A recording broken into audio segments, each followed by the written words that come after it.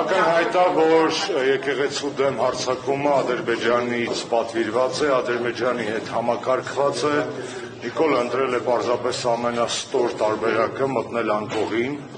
առհասարակ հոգեբաններն ասում են, երբ որ մարդը մտնում է ուրիշի անկողին, երկու տարբերակներից մեկն է, կամ ուզում է այդ անկողնում հայտնվել, կամ սեփականը չունի, հիմա ես չգիտեմ սա որ դեպքն է, բայց բոլոր դեպքերում եկեղեցին այն միակ ինստիտուտն է, որ շարունակում է հայ ժողովրդի և Հայաստանի շահերը ներկայացնել միջազգային հարթակներում,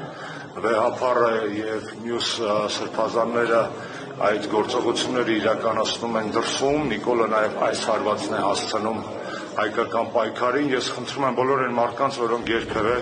զավակ են պսակել, որոնք երբևէ նորածին երեխա են կնքել, որոնք երբևէ հիվանդ ծնողի համար աղոթել են կամ սիրած մարդուն